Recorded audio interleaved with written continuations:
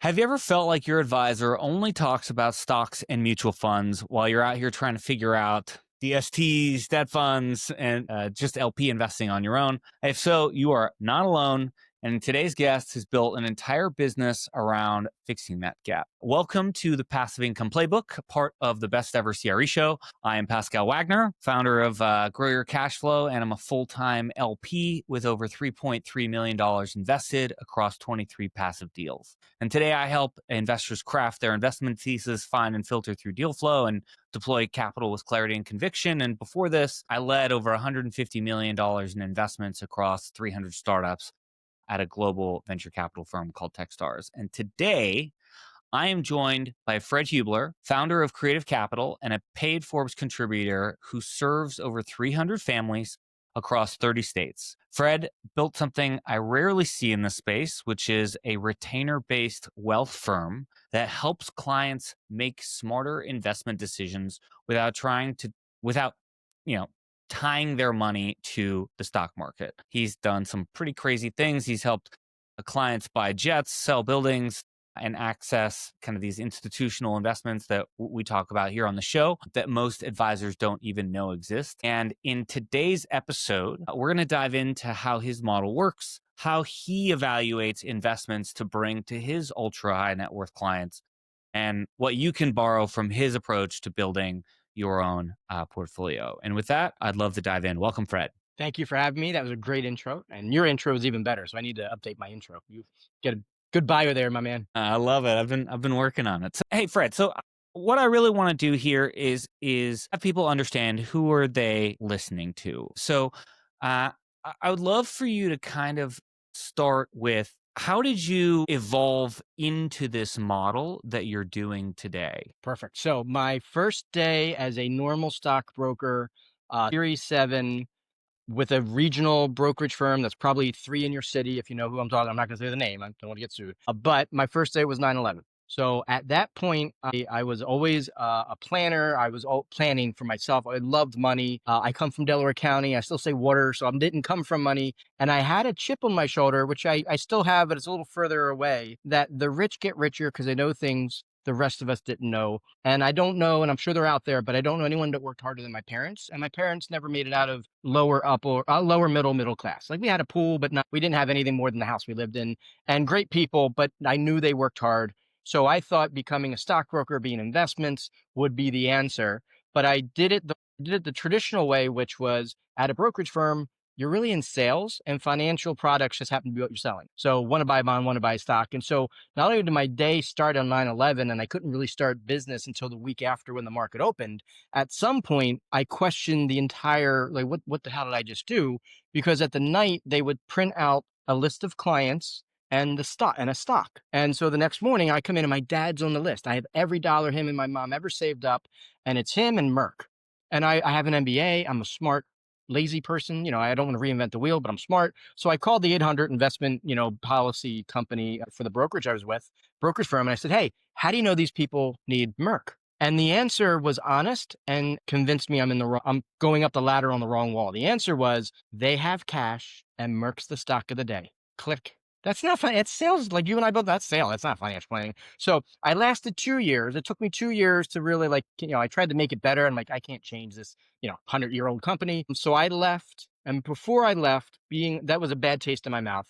I realized, hey, how do people with money invest? And no matter how much research you do, and it's much easier with, the AI today, but back then you actually had to do real research. The answer always ended up as a poster child for investments: Harvard and Yale foundations, or large endowments, or large wealth funds, all the big money, and their holdings, if they're a public or at least semi, are at least in an annual report, not in real time. Harvard's not telling me what they're doing, but I looked at that. I'm still at the brokerage firm, and I realized 70 to 80% is not in the stock market. Things like LPs, like where the LPs are invested, they're in real estate, private equity, opportunistic, like things outside of a ticker. So I thought that was weird that they had so much out of the market. And then I decided, and it's a unadvertised fact, well, how big is the market? Because we're all told, and we drink the Kool-Aid, it's $1 trillion, gigantic ocean. Yes, it's $1 trillion of an ocean, or multi-trillion, but it's 4 inches deep. there's about 5,400 tickers, of which 1,200 people actually want to own, and of which we all own the same 800. Exxon, Facebook, Apple, you name you can recognize the company. You probably have it in one of your mutual funds. And the value proposition for the stock market is buy, hold, and hope. I buy Tesla stock, and I hope you're a bigger idiot than me to buy it for more down the road. Not that it's an idiot to buy, but it's a bigger sucker, and that's not financial planning. And yes, the markets go up over time. So I'm not discounting the market, and we do have, exposure to the overall stock market, but that was the beginning of what can I do? So when I left the firm, I started my own company, literally in the same zip code as Vanguard. I wasn't going to compete to be cheaper and wasn't going to compete to be bigger, but I compete to where they're still not at and will never be. And that is the 70, 80% that Harvard and Yale had. They're considered alternative investments. They're things like the things your LP investors are in, and probably even bigger, but there's a bunch of stuff, not market stuff. And that's where I focused over 20 years ago. And now it's a $9 trillion, alternative investments are a $9 trillion world. And it includes what you're doing, it includes the stuff we're doing. No one knew what it was 20 years ago. And so I was dumb enough to start something new, and even dumber to stick with it when everyone in my world, other advisors said I was nuts, just sell American funds or just sell an annuity and get your 10%. Why are you doing something? Because it's hard to convince you to invest something when you never even heard of it before. At least now with the internet and with people having success in LPs, it's not as weird as it was before. It was probably going to be easier. 20 years ago, it was easier to sell ice to Eskimos than me explaining to someone who'd never been exposed to it how a non-traded REIT is safer than a fund with a ticker. Well, the fund with the ticker goes up and down as everyone buys and sells. And most of those people in the market, again, an unadvertised fact of the market, most of the people in the market are not professionals. They're not professionals. So they're water cooler people. Pascal, you buying gold? I'm going to buy gold. Oh, you selling? I'm going to sell. So it's not financial planning. And the analogy I use, and I wish I could come up with a better analogy, but it works. And frankly, it's accurate. If you and I are long-term investors and we're in a jacuzzi or in a pool, and other people are in the pool and they pee in the pool and we didn't, we're still going to get, not what we want. We're not going to be in the clean pool. Well, that's what it's like being a long-term investor. You got people that don't know what they're doing in protecting their money. And I'm not about that, but they're taking you and me down with them just because, someone tweeted the wrong thing or just, and this is the last unadvertised fact of the market. Good news never makes the stock go up. As bad, even if it's true, as bad news does make it go down, even when it's false. And so it's very tough to work in that world. And really, it's gambling. At the end of the day, we're hoping someone pays more for it later. And the only one making money is the house. And we ain't the house. We'll never be the house. We're never going to make transactions. So 2 years at the brokerage firm, went out on my own. And then in 2020, I realized there's an entire world of people with a lot of money that have it all tied up. And so they can't work with an advisor, because the value proposition for working with an advisor, including me, by the way, up until 2020, with a straight face, people on my side of the table said, find someone you trust. They'll charge you 1% a year, the Fisher model. They'll put your money in harm's way with stocks and bonds, and then you'll get the advice. And if they're honest, Pascal, the advice probably is, hey, you might not want to do a stock bond. What other things do you have? If you're accredited, you can see and do a lot of other stuff besides the tickers. My short answer is how I got there is I always felt that the rich got richer because they knew stuff the rest of us don't know if we're not super rich. And not only is that true in my 20 plus years doing it, it's a government program called accreditation. So thank God Forbes hired me. I wouldn't take the call because I thought they were going to sell me something. They're not. They said, hey, we want to hire you and pay you to write about alternative investments on Forbes, which your listeners can go to. It's free to them. I get paid, I guess, by the hits. I don't know how to get paid on hits. I haven't retired from the money I'm getting paid from Forbes, so I don't know where it goes. But if my wife gets a new bag, I guess that's where it goes. But if your listeners want to read about alternative investment, I never solicit. It's about the industry. It's never about a product. You got all of them out there. I think you get 5 free a month. So definitely learn about it from an alternative investments. There's a lot of things out there, and I want to educate people because it's illegal to advertise alternative investments. And I swear there's 2 or 3 in my book, and we can talk in generalities where the numbers are crazy for how they work. I'd be the next Elon Musk if I could advertise it, but I can't. And a lot of these things, and the good ones, do have a capacity issue. They're not mutual funds that will bring in billions of dollars. Sometimes they're 30, 40, $50 million. And that's the amount That's as big as it's ever going to get. Vanguard just made that why I told you this story. Like literally in that second, I just told you that story. That's what Vanguard made billions on that, during that time. So it's a different world. Luckily, it's a world where you and your investors are already in there. It's not as weird as it used to be. And I'm happy for that because it's a lot easier to get past the are you Bernie Madoff to how does this investment work? Because that's where we should be focused. Okay, so primarily you are in the position of an advisor and you get paid on retainer versus a percentage of assets under management. And the typical model of getting paid assets under management incentivizes a financial advisor to have you in a mixture of stocks and bonds. Tell us about this differing fee model and how that changes the incentive structure and what that maybe the pros and cons of that. Sure. So we still do, if people need fee-based liquid money in the market, we still do traditional, and you have to have some exposure to traditional markets. And if they don't, if it doesn't benefit them to be a retainer, so the retainer benefits people who don't have AUM, assets under management, to give an advisor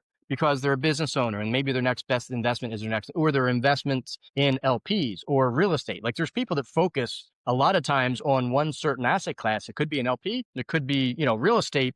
So they're not interested in getting advice from someone where you have to buy the advice by giving them a product. So we absolutely still do the fee-based stuff for when it makes sense. On the retainer side, it's a quarterly retainer to kind of almost get like a family office structure going. And the value is the people that benefit from that the most are the ones that have a lot of questions about how things are happening and they want to know the answer. They don't want to do the answer themselves. So think of it as in that world on the retainer side, any sentence that has a $sign and a question mark comes to us. So yes, that does include how should I invest this money in my 401k at my work? Or, and this is the fun part, how do I invest my money at Vanguard? It's still in your name at Vanguard. We'll just tell you how to do it. The interesting thing is I created the retainer base for people that didn't have assets to manage. I assumed that they had assets in their business, in the real estate, but they still had college, life insurance. How do I keep my key person? How to get rid of my key person? How do I buy a jet? Like all those things we do. And then we let them know the answer. Now we didn't make any money on the jet transaction, but now I know how to buy a jet and I know who the charter service where the client can lend, obviously lend it out. And he's making more lending it than he was paying in net jets. And he got to write off $7 million the day he bought the jet. So there's a lot of cool stuff there.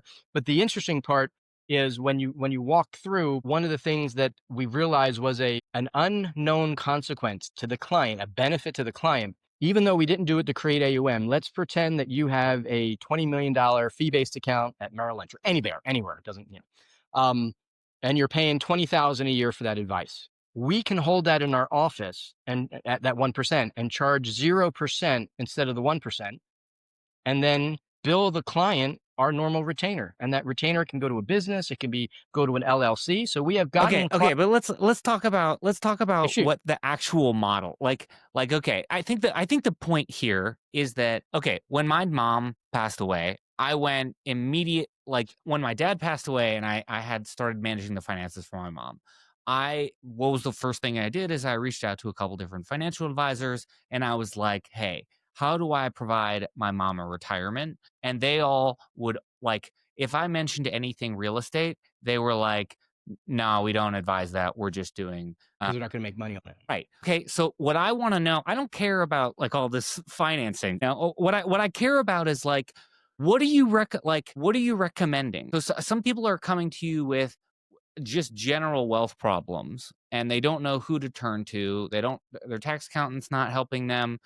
Their estate attorney doesn't, they're not a wealth manager, so they can't help. And so they turn to someone like you, and then you basically look at their situation and help them solve problems. And some of that might be in the market, and some of that might be helping someone offset their tax gains by buying a jet. Or is that that's what I want to dig into. Yeah. So we actually have a flagship model.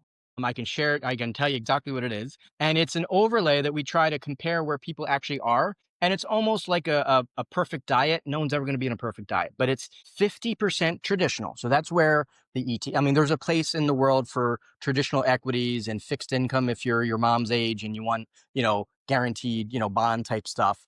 That's about 50%, again, adjusted for the client. We believe that where the assets are shouldn't determine if the assets should be if your money should be in a certain asset, if we get paid or how we get paid shouldn't matter. So the retainer takes it off the table. We're flat fee retainer. We don't care where the money can be. It can go be in an LP that you find. And for our retainer clients, they'll send us 3 or 4 and say, which one should I have? So we'll do that number crunching. We'll make sure the operators haven't, just got out of Shawshank, we'll do all that. So depending on where the client comes in is how we overlay what makes sense for them. So at the end of the day, it's about 50% traditional, 10% cash, and it doesn't have to be with us. It just has to be with you. Like it's about 10% in cash, and that could be a money market at the bank. And obviously, if they don't have good rates at the bank, we have relationships with online banks, and we do the research. And hey, okay, for this amount of money, go over there. If they have a lot of money, like if they're a business and they have over the 250, we have relationships with a bank that's insured up to 25 million FDIC. And all that really happens is underneath it, there's 100 banks, and none of the banks underneath it ever have more than 250. So as long as and it's a brand name. Everything I'm talking to you about is institutional. What I mean by that is regulated. So everything will be FINRA and SEC regulated. I can't solicit unregulated LPs or syndication to our clients. But if they bring them in, we're very happy that they invest in them. We'll take a look at them, make sure they're fair, so that we're the friendliest financial advisor for the people that look like your people, because we're not going to see an LP and say, oh, in my back of my mind, I can't make any When you money. say LP, let's use a different word as LP. LP's Okay. throwing me off. Like a syndication or a fund Yes. or So anything that is yeah. not tied, that is not in the normal financial advisor world, 9 out of 10, almost 9.9 out of 10 advisors will say that's bad because 1, they don't understand it. 2, they can't get paid on it. And 3, they don't understand it. Like you just don't get it. For us, we don't care where the assets are. So for some of our clients, the next right thing is buying a franchise because they want to add to their franchise model. And so we'll do the numbers. Hey, you buy a new store or you fix up your store, you get 28% that year of better hamburger sales or top, whatever it is. That's better than any investment. So really where we add the most value is that agnostic advice that anything, anywhere, if it's legal and ethical, we'll consider and we'll be very happy that you do it. The other part is, what are the things the clients don't know? And that's where we add the most value is giving them access, and we're happy to do it today, visibility into the alternative investments that you have to be part of or have access to institutions that do not play at the non-institution level. So the Cantor Fitzgeralds, the C.B. Richard Ellis, like gigantic firms, billion dollar firms, they're doing that stuff, what they're doing for Harvard and Yale and all the foundations, but there's leftovers. Or there's things that they're buying an $80 million building and you can 1031 into it, and we can talk about those types of things. 80 million with a 50% leverage is only 40 million. So it's not only knowing what the investment is, which is important, and how it works and the pros and cons. The second part is, can you get it? Like if I don't have access to it, probably no one else. I mean, I've been doing it for 20 plus years, so I'm lucky and dumb to be doing the same thing for 20 years. I have access. I got front row. Like I'll get a phone call saying, hey, we have something. Before we put it to the market for everyone else, how much do you want? So that's something I can never replicate. If you took everything away from me, I probably couldn't start this company the way it runs now, because I wouldn't have those, hypothetically, if those relationships were taken away. So our model to kind of end, as my wife would say, land the plane, 50% traditional, 10% cash. We believe that about 20% should be an alternative investment. So what we mean for that is illiquid, not in the market. Almost all of these have to be accredited, but there are some extensions and we can talk about that, because not everyone's accredited, but everyone should have something that looks like an accreditation. So we found things that work for non-accredited, $70,000 net worth, which is a low accreditation. But under alternative investments, that's the private equity, that's the private credit. There's the oil and gas, there's infrastructure funds, like all that stuff. And then again, in alternative investments, there's the opportunistic alternative investments, the roll-ups, the aggregation. And there's them in oil, there's them in franchises, there's them in private equity, obviously.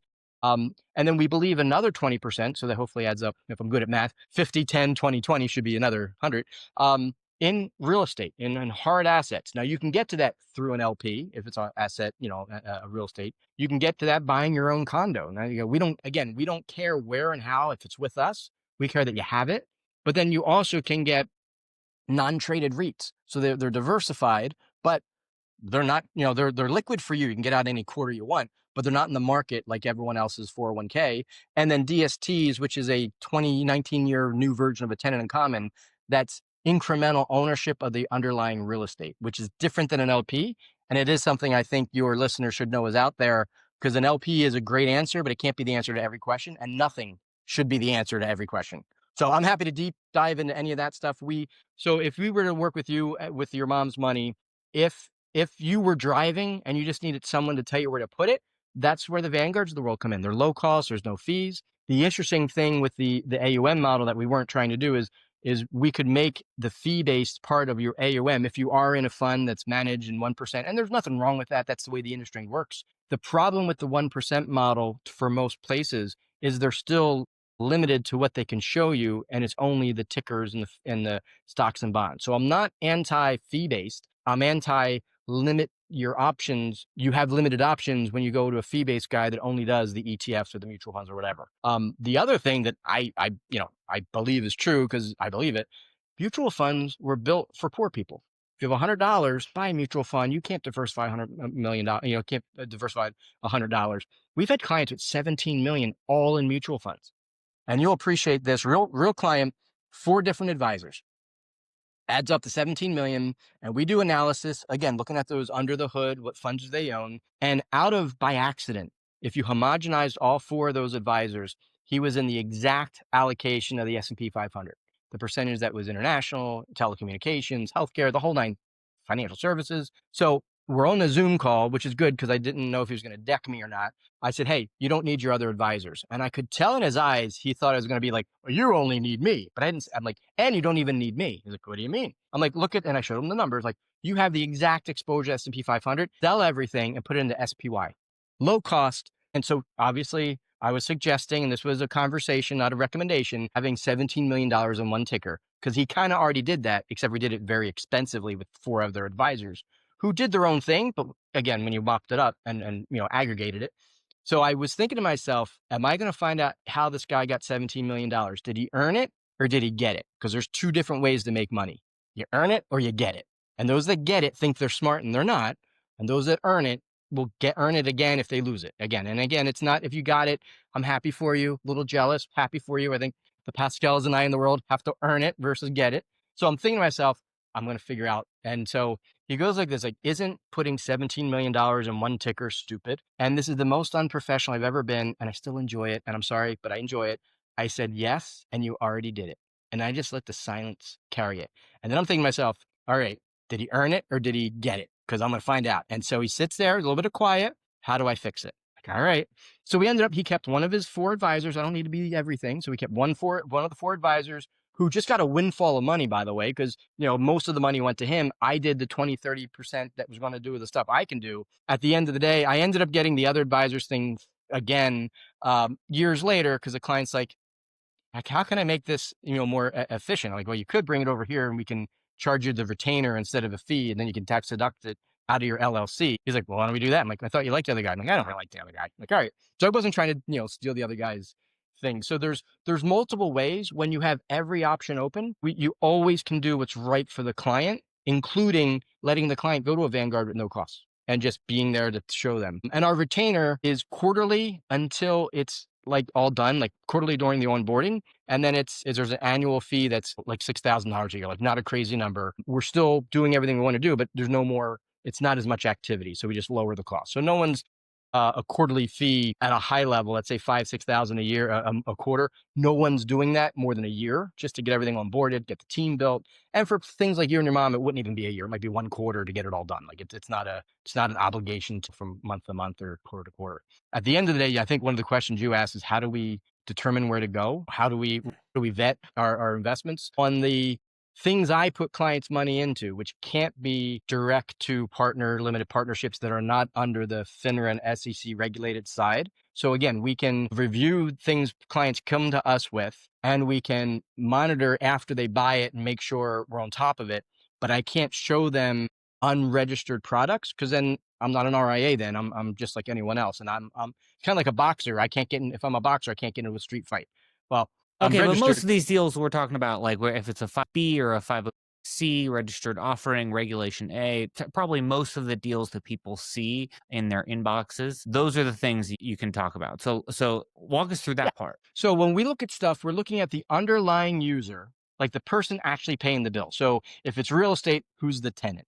If it's a business, who's the client? And a filter we've had from a common sense standpoint, and this, common sense is not common practice. There's nothing I'm doing that's weird in why we're doing it.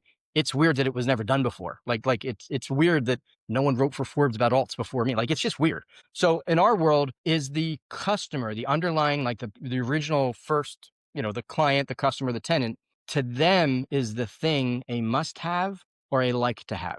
So in real estate, if it's where they live, it's kind of a must have. If it's a hotel, it's a like to have. You're gonna definitely not lose your house, but you might sell the Florida, Orlando, Disney condo when you need money. So that's one of the first streams. And we, right after COVID, we got like, oh my God, this could be the market correction we've been overdue for, and we're still overdue for. So that was our first filter. And that took a lot of good ideas off. That just wasn't a good time. So one of the best ideas I've seen that we're not investing in, and I don't recommend you do it because it's the right idea at the wrong time, but it's an example of a like to have versus must have. The problem with Verbo, if you are a super host and I do it, I'm a doctor and I do it on hand and I barely even look at the account, my experience as a renter for your Verbo or Airbnb, whatever, is going to be so much better than doing it to a guy that barely knows he owns the investment. So there was a value proposition. Again, I enjoy the value proposition. I'm just waiting for this to be, a safer investment for our clients. But basically, a firm figures out these, and Tennessee is a great Pigeon Forge area is just an example, but it's one of the areas. They're not locked, but basically walk around, tourist type of thing. What they do is they buy a lot of Verbo houses or houses they make Verbo, and then they put like a Ritz-Carlton. It's not a Ritz, but a Ritz-Carlton overlay. High thread count, everything, proactive concierge host. And whether you buy, okay, but I want to know how are you? Okay, you're going off on tangents here. You told me to tell stories. I'm telling stories. I like the stories, but I want the stories. 7 hours later, Fred still hasn't answered the question. All right. I want to know, like, due diligence. Like, you're not just picking an investment off the side of the street, right? Like, I'm going to be I'll be Professor Fred. Is it a must have or like to have? That's the first one.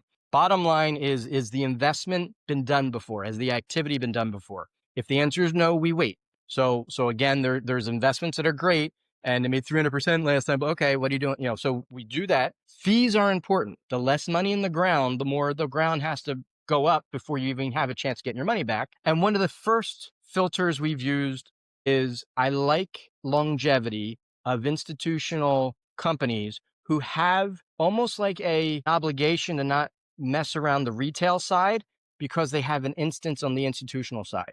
So at the institutional side, that's the sovereign wealth funds, the Harvard and Yales. The people that play in that world, the Cantor Fitzgeralds, they don't, and I'm using that as an example, but those bigger firms only recently started to come down for high-end retail money. So they don't necessarily want to have a black eye in the retail side because now it's going to lose real money on the institutional side. Because then the Harvard's like, oh, you screwed this guy. We're not doing your new investment with us so that it's almost like you and I in GoBundance. It's peer pressure of not doing the wrong thing because you're with people that you care about. You see them all the time.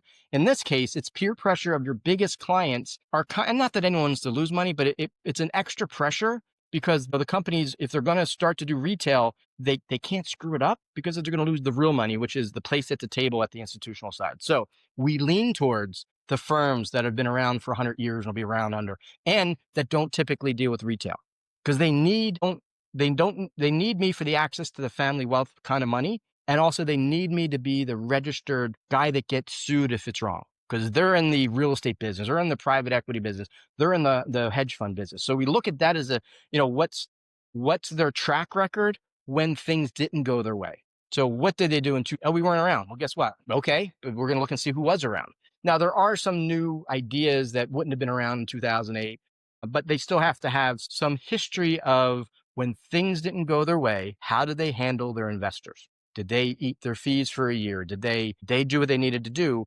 And it tends to be, and I can see, and I think you can see why, those that have the obligation at the retail level and a seat at the table at the institutional level, they tend to be less profit driven when things go wrong. They tend to be like, I just don't want a negative number, or I just don't want bad blood. So it might be a 5-year deal that ends up being 7, but there's no loss. Versus a 5-year deal. Hey, sorry, you lost in that one. Sucks to be you.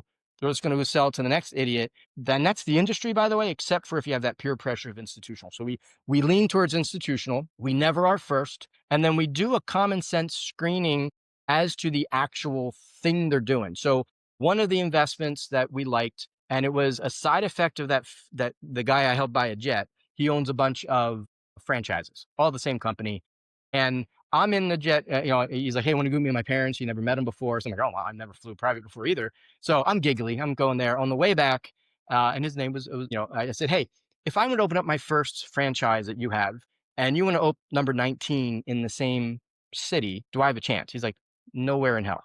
So the biggest, I think that this is your take home for your clients and your listeners. There's a 3 filter. We look for legal and moral unfair advantages. That's the only math that can work. So using the franchise question, I kind of knew that I wouldn't be able to start, you and I can't start number 1 if someone wants to be in that town at number 19, 20, 30. And if someone with 300 wants to go into that, my guy would even there's always a bigger fish. So after we left, I go into my car, I go into the office the next day. I'm like, wait a minute. That proves that the franchisee company, the franchisor, is the kingmaker. You have 15 stores and I have 1. You're going to get number 16 before I even get number 1. That's not wrong. It's legal, it's ethical, it's moral. It's how capitalism should be. So how do we leverage that? So we found a private equity firm that only goes after retiring baby boomers who own, certain franchises. They're focused on a certain set of franchises, and they build it into building CapEx into the stores. So it's not they're just going to buy your franchise. This company with investor money is going to CapEx it, make it look like a new Burger King or Taco Bell or whatever the franchise is. So this company's done it 3 other times. So we're on like the 4th version of it. And the last one they did, I said, well, who'd you sell to? It was a private investor. Like, well, did it rhyme with BlackRock? Like, it kind of did. So we always need to know, if you're going to do an aggregate, who's the buyer? And is the buyer saying, hey, when you doing this again? Because I don't want to build this myself, but I want to buy it from you after you build it. They're the flywheel concepts that are rinse and repeat, that you tweak along the way because COVID happens or whatever happens. But the bones it's shown just like real estate. The bones are good. It's a great location, or there's a great story that means there's some variable that makes it legal, ethical, moral, but unfair to someone who doesn't have that access. So from that standpoint, the franchisee, and we look for that, like the franchise, the kingmaker. Today, this private equity firm has the right of first refusal in the areas where they play and the franchises they buy, where the franchise company says, you can't sell it to Fred unless you offer it to this private equity firm first. And so they're able to get it at 4 EBITDA, not 6, because no one's going to buy it at 6. And the firms have a vested interest in selling it to this private equity firm, because they're not going to buy something unless it needs CapEx. They're not buying the new store because there's no real lift in there. They're buying the other store. I think the other example of unfair advantage that's legal and ethical and moral that we look for, there's a firm out there, and there's probably LPs that do this. So these are ideas that they're not special ideas. They're almost boring, and it's almost like the boring businesses that make you a billionaire. So there's a company out there that has relationships with the Lennar and the Toll Brothers and the big developers who just need land. They just want to, show us where we can build. So this firm does 2 things. They know where these residential companies want to go, and then they look for underutilized real estate, the dark Kmart or the strip mall that no one goes to anymore. And instead of buying it, they go to that owner and say, hey, can we option this? It's for sale for $5 million, or you think you're going to get $5 million, we'll pay you $7 million. We'll give you 100,000 option it, but give us 2 years or whatever the number. It's all different. They don't know this. The Kmart owner doesn't know that Lennar wants to go there or these other companies want to go there. So again, it's legal and ethical and moral, but not fair, because we're not buying it, but we're tying it up.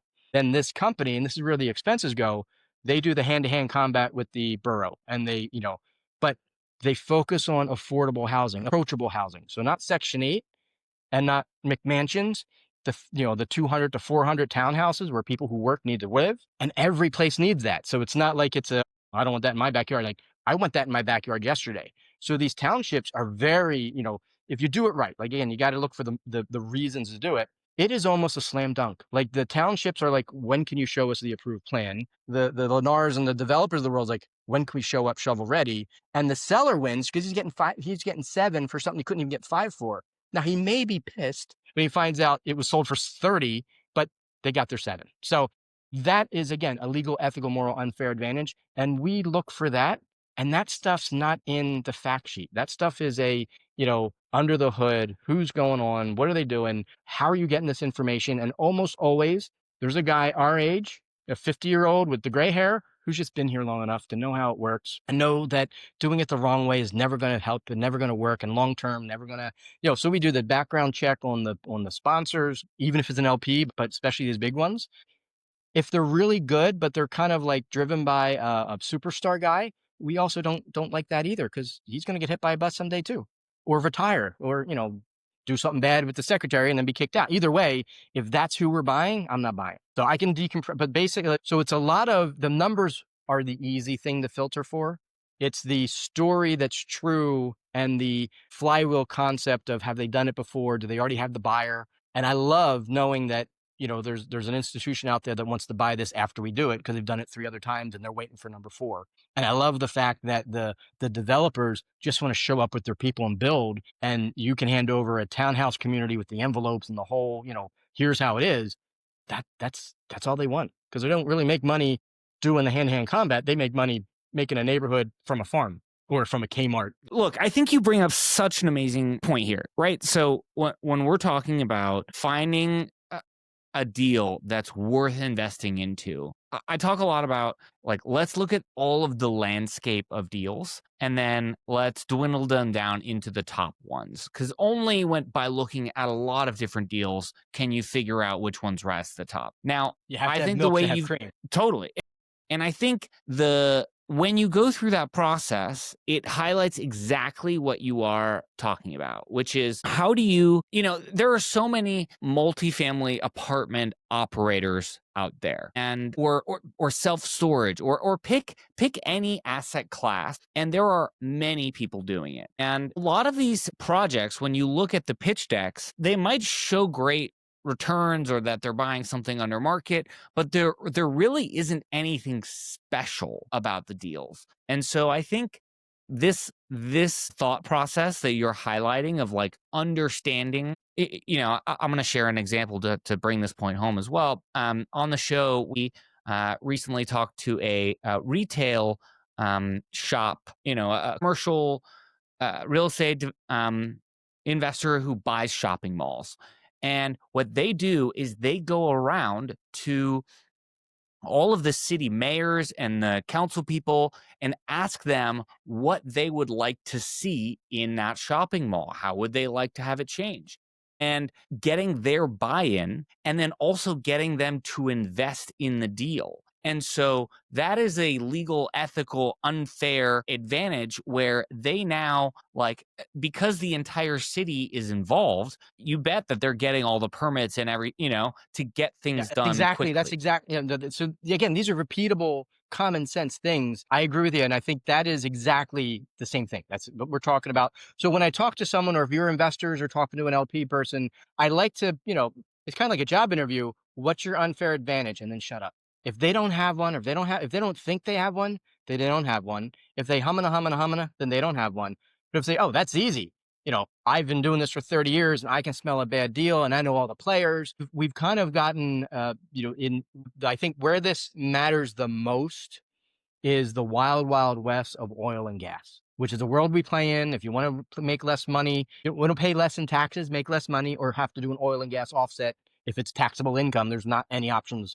Or you can give it to a charity, but that doesn't really help you. It helps the charity. So in that world, it becomes even more important, where the street cred is a chip they don't want to take off the table, because they have family money, they have recurring money, they have residual money. Like, most people invest in the next deal when this deal goes full cycle, and you can keep deferring capital gains, and you can do a lot of passive depreciation and that type of stuff.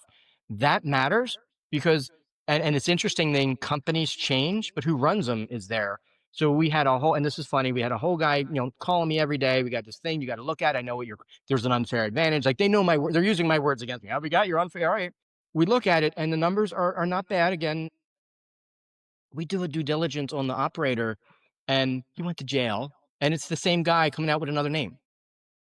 And so ironically, the wholesaler, who's the intermediary between them, he didn't do it. It was just a new product that his company has on the shelf. And I'm one of their, they don't make any products. They get access to the other products. I think wherever possible, another filter that I try to use that I think is applicable to your listeners is get as close to the underlying asset as possible. So there are oil and gas firms that raise money from the public and then go find an oil and gas afterwards, go find an oil and gas company to hire to go do it. Not that they don't work.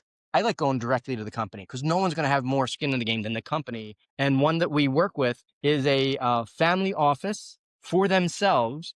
And they do, let's say $150 million, $300 million project per year. They eat 150 for themselves and they offer another 150 to other places like me and other people like me. No one's going to have more money than them. And it's on the whole project. So they're not able to cherry pick, well, I'm going to pick this good hill, this good well, and I'll give Fred and Pascal this crappy well. It's at the project level. And the second they are done, they have about 140 acres. I think they have, maybe half left. So in year, like they do, whatever acres a year, at some point, they're going to be out of the raising capital business. They're going to be just running the show. So they're not in the business of raising capital. And they're raising the money, not for the tax write-off, but to build the infrastructure, to build the oil and gas. So they're not in it for the write-off. That just comes with the tax code. They're in it for how the underlying investment doing. And they have a 30-year track record in a world where price of the commodity of oil or gas is up 15 times a minute. You have to talk about the averages. And so for those places, we again try to get direct. And then here's the other thing. Once you understand the investment, whether it's real estate, in our case, oil and gas, what's your break even number? What's the number of the commodity? Let's say it's natural gas, that below that you're losing money taking it out of the ground. Because I want to know, because if it's $1, I'm not worried about it. If $3 and gas is at $3.25, I'm not giving you a penny. Like you got to know that. And if I don't ask, and if you don't ask, and if your listeners, they're not going to tell you. Hey, we're really close, so we're not going to be making money anymore, so we're just going to slow down. And the neat thing is, if it goes down below, they just don't sell it. You're not going to lose the money or the value. Your income is going to go down, but you didn't lose the investment. So we really try to get as close to the underlying asset as long as it doesn't include, additional liability, and understand the full cycle before the cycle happens. And then we also, what could go wrong? And if it goes wrong, has it gone wrong before? What did you do?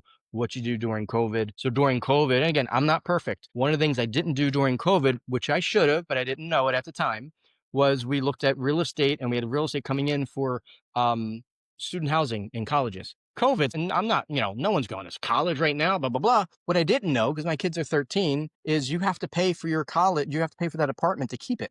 So the pro formas of those student housings during college were beyond what was estimated, because they just had security. They didn't have maintenance. They didn't have the commissary, all the, if you go to these new, Pascal, you and I missed the boat. They look like Ritz-Carltons. The one we looked at has like a whole hammock park.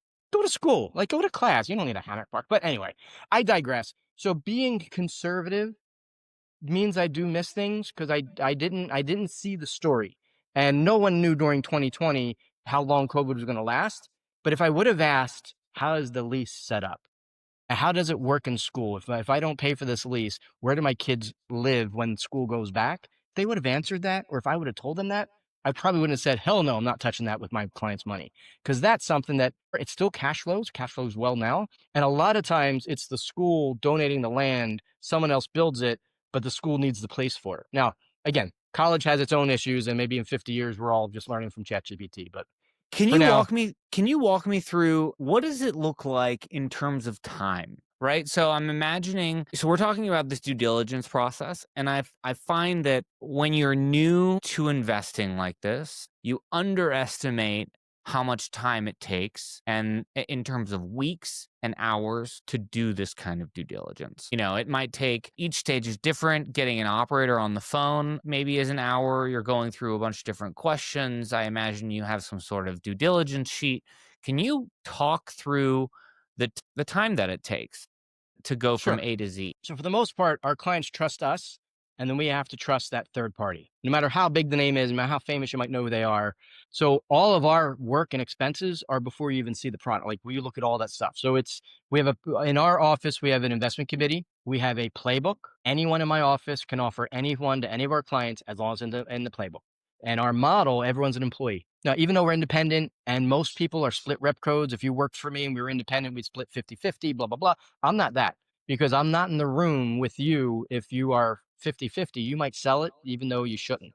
But if you're salary and you're one of my strategists, you're going through the playbook. So our playbook is looked at quarterly, and the investments, since we have that playbook model, not our clients aren't here's the other fallacy. You want to feel like you have a procured portfolio, that you're the only one in the world with that portfolio. Because we've been told specification, blah, blah, blah. Well, guess what? None of that works, because you can't scale complexity. And if you're the only one in the investment, I don't have any time to look at it every 5 minutes, but if you're in a playbook investment, even if I don't see you for 7 months, I've had 17 meetings this week about that investment. So I know what it's doing. And if it's going the right way, I'll reach, so that playbook consolidates our risk. If I'm wrong everywhere. But if I'm right everywhere. And if I'm a business, I'm not putting something in the playbook if I haven't, because I'm putting so much behind that decision. So we don't throw some things at Pascal and give some things to Fred, and whoever wins, maybe we'll lose you as a client, but as other guy,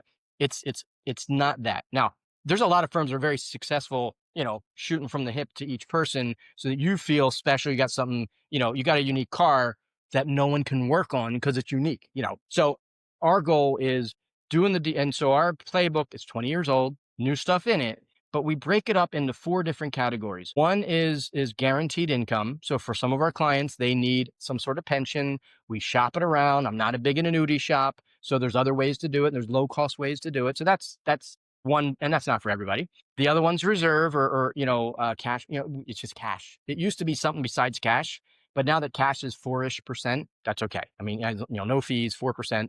At least it's nothing.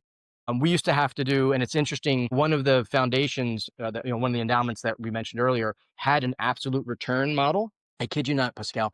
7 different places, looked like a Rube Goldfarb machine. 7 different strategies within the absolute return. Net of fees, they did a whopping 2%. I'm like, you know what? 4% money market in your bank at Vanguard, that's good enough for me. Growth and then alternatives. So growth can be alternative, but we kind of separate it. What do you have liquid growth and what do you have alternatives? At the end of the day, when clients understand the due diligence, to answer your question, I would say man hours. And we definitely like the flywheel concept. So if we see something, let's say a client comes in and we're reviewing a new client. I'm going to stop you. I want to know, you are trying to add an investment into your portfolio. You don't just say, oh, that looks interesting. You say, okay, first thing I'm going to do is I'm going to call 5 other people I know, or I'm going to go through a 100-point checklist, or I'm going to run a background check. Tell me about that process. Yeah. That's what I'm So most caring of it I already about. talked about. So we have those, soft skills, is it must have, not have. And then we do have the background check of the players. Now, most of the time we're using the same institution that we've used prior, is just their next version of it. So it's number 69 of something we just did. And now we double check to make sure the math makes sense. So we've gotten the due diligence from a complete, I've never used them before, I never heard of them before. They have to have a story that I haven't heard before for me to even spend the time. Because I'm much more comfortable giving Cantor Fitzgerald my next piece of money, because I haven't dropped the ball in 20 years of money, than starting with, Pascal's Cantor Fitzgerald. So we've kind of, have an unfair advantage, and it works for us too. We're using companies that we've used before, and they come to us with things before they go to other people. So I'm not knocking doors down saying, what do you got? They're bringing it to us, and they already know what not to show me. I've already told them, show this to me again, we're going to have an issue, because everyone's in sales. So at that regard, we definitely do the background checks. We definitely look at the investment, but prior to who's doing, we spend way more time, I think, than other people. Why are they doing it? What is the value proposition to the end user? Was it to the investor? What's the sponsor get out of it? Because they're not doing this for free. Do they get paid just from the placement, or do they get paid a management fee no matter what happens? So a lot of them are getting smart. A lot of them are having incentives. So we have to give the client X% before they even make a dime. Good. Because that's your job, is to make the money. And it kind of makes up for the fact that some of the stuff that the clients don't see a fee. They put 100,000 in a DST or 100,000 in some of the things we're talking about, oil and gas. Your first statement's 100,000, but we're paid a placement fee. Let's say it's 5%. Your statement doesn't show the 5%, but we both know about 5% less of the money you gave them is what actually went to go do the deal. That's why it's really important that fees and the investor, the sponsor, doesn't get paid until they get back the money, because they're paying me for the fiduciary responsibility. I get sued if it's not right. I'm in charge of, you didn't get your statement, I'll give it to you. Because if you're using the kind of firms we use, they do not want to have the 800 number customer services that is all over Chester County from Vancouver. They don't want to do that. They're putting that to me. which is what they're paying us for, but we only get paid once on the way in, and we'll never get paid again unless it does its job, which means skills on me on whether or not we put your money into that. So at the end of the day, if it's a blind new investment, I would say 2 weeks. With the investments coming in, if we have a gap in our playbook because something's sold out, a lot of these are not perpetual. If there's a gap in our playbook, then we already know where, hey, $80 million is left nationally. Okay, we have to start replacing it. Does the company have the next version of what we already like this year? I would say 8 out of 10 times the answer is yes. If it's still, if it's still a valid investment. We've also pivoted a little bit to low cost, fee-based, true alternative investments. So I don't mind giving you a name. Apollo has a debt fund, and instead of charging a huge upfront, it's 1% a year, and you get out quarterly, I think. But in that debt fund is all the private credit they're lending at Apollo's level. So again, not soliciting Apollo, look it up yourself. You don't need me to do it. That's just an example of these big firms making a structure that is easy for the playbook, and we can get out if it doesn't work. Because that's the other issue with us in the playbook. And the LPs are a perfect example. Yes, you're insulated from the market. Guess what? You can't get out until the partner says it's done. That's why you still need that other money and other things that have some more gating or more ability to get your money out of. So I guess to answer your question, 2 weeks if it's blind. I think two business days if we get our answers quick. It never takes 2 business days if you give me the answers, but they always drag their feet because the questions I'm asking aren't in the PPM a lot of times. And with ChatGPT or any AI, uploading a PPM, what are the worst things about this investment? And you word it better than that, and it tells you, which is awesome. And that's one of the reasons why our underwriting is as compressed as it is the numbers do matter. If the story fits what we think the story should be, then the next part. But most of our investments that we consider fail at the, is it legal, ethical, moral, unfair advantage? No, it's the same thing we did before. It's the same thing in the market. It's no differentiator other than we have a better name or whatever. Most of the soft analysis we've talked about take a bulk of the stuff off the table, no matter who, because it doesn't matter if that doesn't matter. If that doesn't match, the rest doesn't matter. Yeah. That makes sense. So we do have quants. I'm not one of them, but we got them in the office. And we have one of the guys from, we hired from a firm, rhymes with Vanguard. He's not an alternative investment guy and he's on our team. So he's always, and I love him. He's always well, what about, I'm like, dude, here's that. And then if I can convince him, okay, we got something here. Because he's not, he works here. He loves it. He knows what we're doing. He's not against it, but he's not like, must do alternative investment. He's definitely like, well, at Vanguard, I'm like, all right, dude, we got Vanguard funds. That's okay. Here's something else that they're not doing. And it's a good, so I'm not surrounded by yes men and women because that's not going to work for anybody either. Yeah. Fred, thank you so much for joining us today. Where can people go learn more about you and what you do? Sure. So I would recommend Forbes.com and put my last name, HUB as in boy, LER. There's a whole bunch of articles about alternative investments, some of which you're probably already doing in your LP. So it's a good, if you didn't hear about it or maybe just way. So that's my give to you. My website is CCWMG, like Cat, William, Mary, Greg. That's to our firm, and we do, no obligation conversation. So I'm not here for a commercial. I'm here to serve you, my man. I love what you're doing. I love knowing that there's people in the world of non-traded, non-traditional. We're brothers in arms because we're still the stepchildren of the industry, and they notice it. I mean, $9 trillion business now, and everyone's starting to come here, and you and I've always been here. Because we know if you do it right, it's better than a ticker that we just hope someone pays more for down the road. So Forbes for the articles for your people to read. It's free for you guys. And then CCWMG, I'm on LinkedIn. So you can, multiple ways you can poke me if you want. But I'm here to serve, happy to come back, happy to go do a due diligence of a closed product and we can mask the numbers. So whatever you need, I'm here for you. And I appreciate the time you gave me. Sweet. Okay. Thank you. Thank you for joining us. So, also, as a reminder to all of you, if you want access to more real estate deals, 506C registered deals, you can grab my free passive investing starter kit at passiveinvestingstarterkit.com. It's one of the best ways to see, 506C opportunities land in your inbox every Friday. Also, as a reminder, it's going to be coming up in February of 2026. We have our next best ever CRE event. I hope to see you there. Over the next several episodes, I'll be continuing to give you a little bit more information about our next event. As a reminder, here on the Passive Income Playbook, part of the best ever CRE show, we drop new episodes every Thursday. So be sure to tune in each week for more conversations, strategies, and stories to help you become a better investor. If you enjoyed today's episode, please subscribe, leave us a review, reach out to us on LinkedIn. It really just helps us reach more investors like you. And thank you for tuning in. I will see you next week for another episode of the Passive Income Playbook.